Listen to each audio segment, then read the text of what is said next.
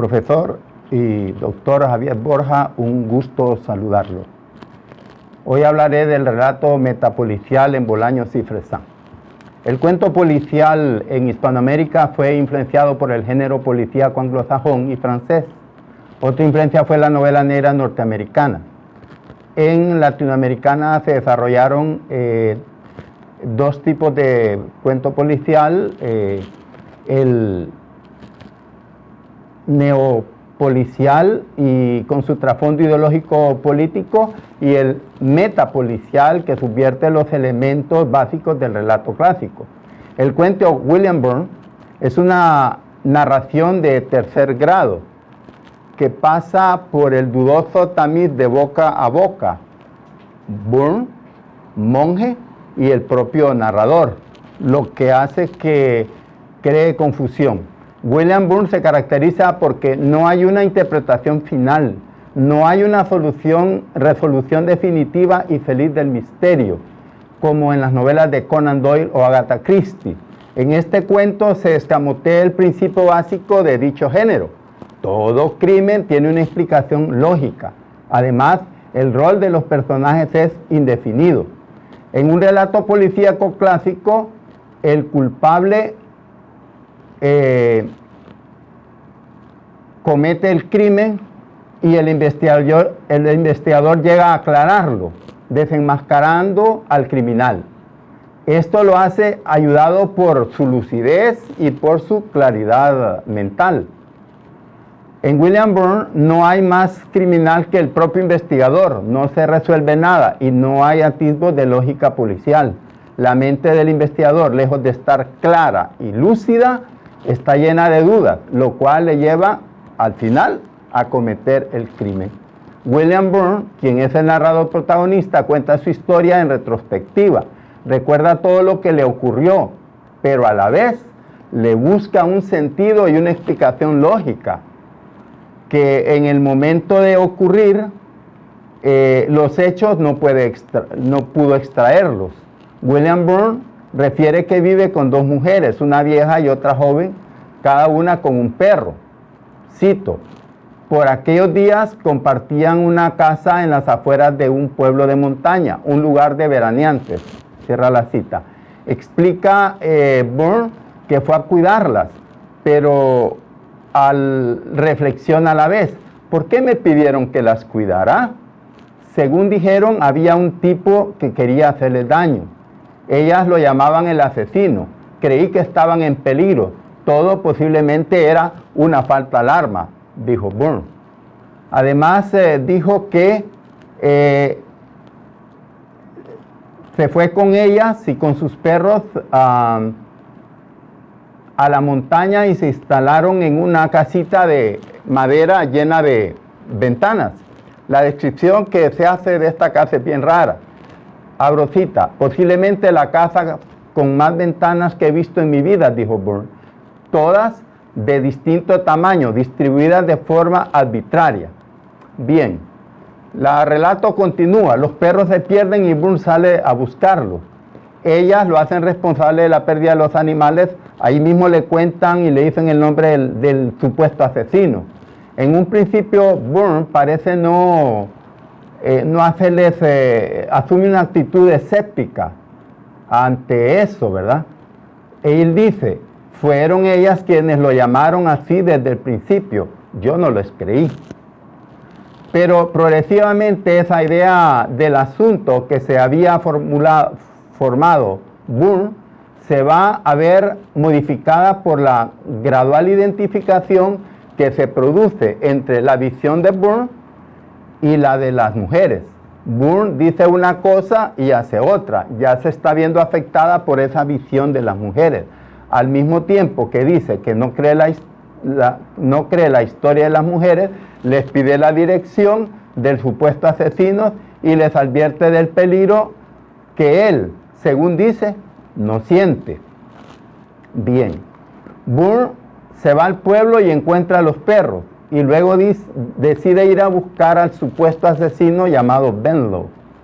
El hecho de que el perro de Venlo siga a Burns va a ser el desencadenante y la causa del asesinato de este señor Badlow. En el relato policial clásico siempre hay una lógica causa-efecto.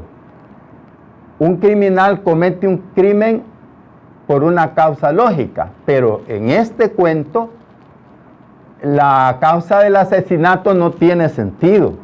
Bourne actúa de manera extraña, pues se trata de esconderse de Badlow.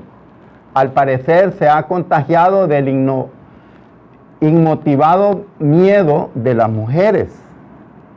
Esta manera de actuar no la entiende ni el propio Bourne, quien ahora observa lo que ocurrió desde una focalización retrospectiva. Y se pregunta, ¿por qué me comporté de esa manera? No lo sé. Al regresar a casa, las mujeres juegan con los perros, quienes no las extrañaban. El perro del almacenero parecía conocerlas desde siempre. La noche llega y los tres conversan. De pronto Bourne descubre a Badlow, el asesino, que para él ya era un asesino. Detrás de la ventana de la sala está escondido. A esas alturas el sentido de lo real está totalmente licuado y disuelto en Bourne. El señor Bourne, que actúa como investigador, comienza a ocupar el papel del criminal sin darse cuenta de ello, y como producto de llegar a pensar, temer y sospechar como las mujeres, entonces es que termina finalmente matándolo. ¿Cómo así? Ese proceso de confusión y de identificación en la mente de Bourne con la perspectiva de las dos mujeres se percibe muy bien en la siguiente escena. Lo que ocurrió a continuación es confuso. Y es confuso porque el pánico es contagioso, dijo. El asesino lo supo en el acto, sigue diciendo Bourne. Se puso a correr alrededor de la casa. Las mujeres y yo nos pusimos a correr en el interior. Dos círculos. Él buscando a la entrada, evidentemente una ventana que se nos hubiese quedado abierta, y las mujeres y yo comprobando las puertas, cerrando las ventanas. Convencido de que Badlow era el asesino, Bourne dice, abro paréntesis, no sé cuánto tiempo permanecía allí golpeando el cuerpo caído. El mismo Bourne, desde su actual mirada retrospectiva, se da cuenta de la influencia que tuvo la confusión en su comportamiento en esta situación y dijo, sé que no hice lo que debía hacer. Esta locura lleva a Bourne a acabar con la vida de Badlow, quien ha llegado a casa a buscar a su perro. En este momento de locura, Bourne lleva a cabo el brutal asesinato. Abro paréntesis, durante unos instantes no supe qué hacer. Me sentía aturdido y cansado. El rostro de Badlow era una máscara ensangrentada. En donde estaba la nariz solo había una masa sanguinolenta. El cadáver lo llevan a la sala y se sientan en silencio. En este punto se culmina el proceso de suplantación del lugar del asesino por parte del investigador. A Bourne se le vinieron a su mente imágenes de Badlow. Dice, poco a poco comencé a rebobinar los hechos. Badlow no quería matar a nadie, solo buscaba a su perro. Pobre desgraciado, pensé.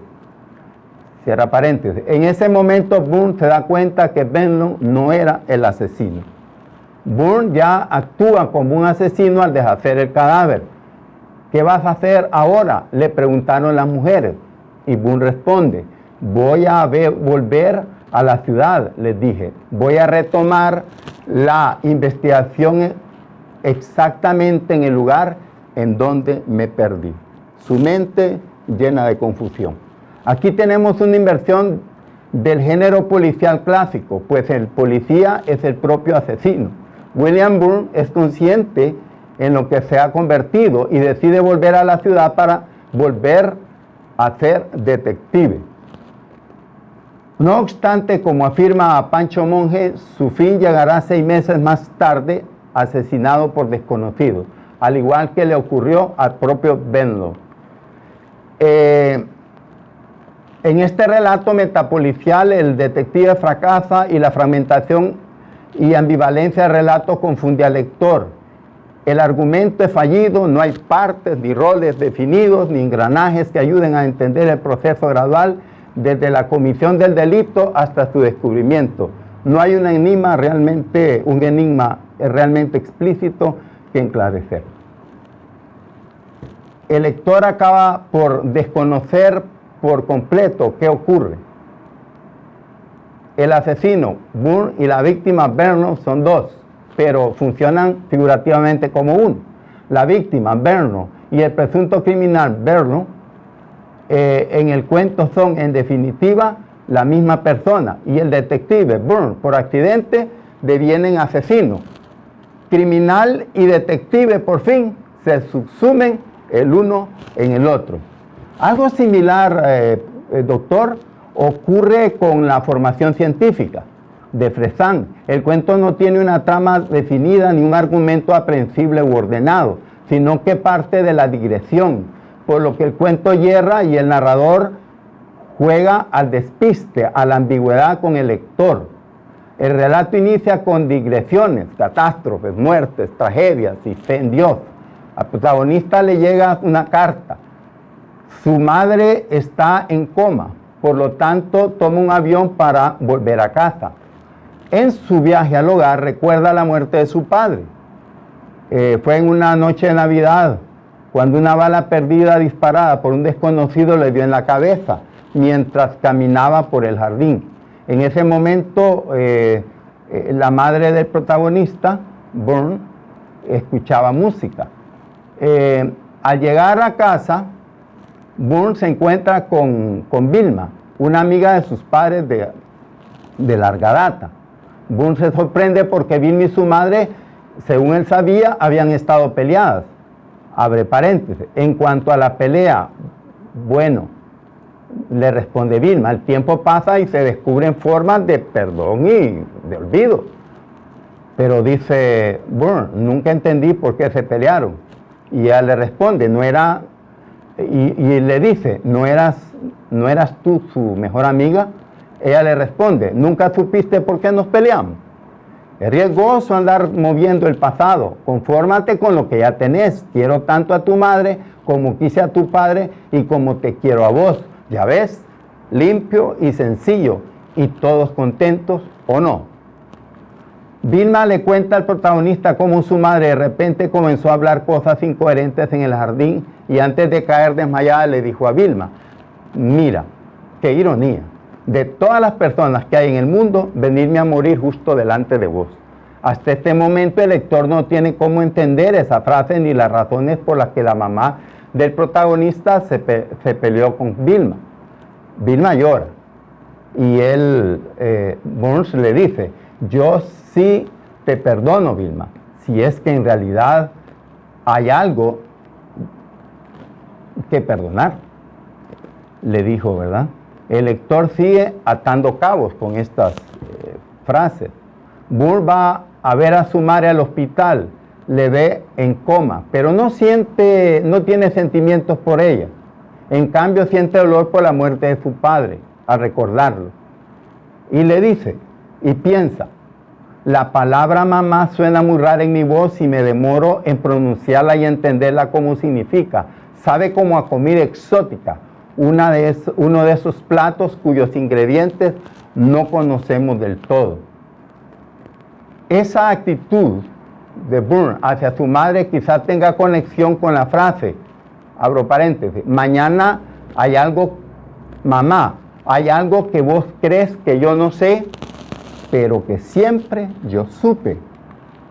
Esa actitud también pudo tener relación con un hallazgo. Su padre le había hablado de un tesoro escondido en algún compartimento oscuro de la casa. Un día, Burns encontró un doble fondo en uno de los cajones de la cómoda de su madre.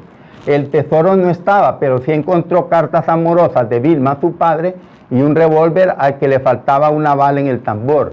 El relato entonces continúa de esta manera. El protagonista vuelve a visitar a su madre en el hospital, pero lo hace a escondidas, se esconde y llegó y apagó el interruptor de la máquina que mantenía viva a su mamá. causándole la muerte. Este cuento metapolicial da lugar a varias interpretaciones. Se concluye que Vilma fue amante del padre del protagonista. La esposa lo descubre y en venganza lo mata.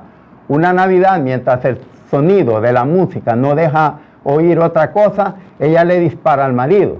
Tiempo después, el hijo descubre el lugar del tesoro, pero solamente encuentra las cartas de Vilma que delatan el amorío de esta con su padre, y él deduce que su propia madre ha matado al papá. Aquí se aclara la razón del por qué Vilma y la madre del protagonista se habían peleado, así como el perdón que el mismo Burns le da a Vilma. Además, se aclara la frase del protagonista al decir, abre comillas, mamá, hay algo que vos crees que yo no sé, pero que siempre supe, cierra comillas, o sea, el crimen de su padre. Por consiguiente, eso explica su actitud hacia su madre y el posterior asesinato de ella 20 años después. El relato metapolicial se diferencia del neopolicial en varios aspectos. El neopolicial tiene como espacio las ciudades y los cuerpos de seguridad del Estado como generadores de crimen, de corrupción y de arbitrariedad política. Este elemento de crítica social es central en la novela de Padura, Guardinelli y Talbot. Además, los detectives son personajes atractivos por su ingenio, honestidad y búsqueda de la justicia, pero débiles, enamorados y pobres. En cambio, el relato metapolicial es más subjetivo, psicológico, desautomatizador y más alejado de los cánones del relato policial clásico. Todo está fragmentado, y es incoherente. Los personajes tienen roles no definidos. Las digresiones se confunden y el argumento falla. La organización no permite ir de forma gradual desde la comisión del delito hasta su descubrimiento. No hay un enigma explícito que esclarecer. En Latinoamérica, además, surgió la novela de no ficción, que se caracterizó por su valor testimonial y su carácter historiográfico, pero a la vez subjetivo, donde se mezclan la ficción e historia mediante vivencias personales de un personaje casi siempre de carácter aflictivo, rememorando una época difícil. Destacan los siguientes títulos: La noche de Tlatelolco de Elena Poniatowska, Tejas Verdes de Hernán Valdés. Veíamos Rigoberta Menchú y así me nació la conciencia de Rigoberta Menchú, y Cuando me muero quiero que me toquen cumbia de Cristian Alarcón. Y así tenemos pues características de este cuento metapolicial. Gracias, doctor, sus clases han sido maravillosas, increíblemente interesantes. Muchísimas gracias.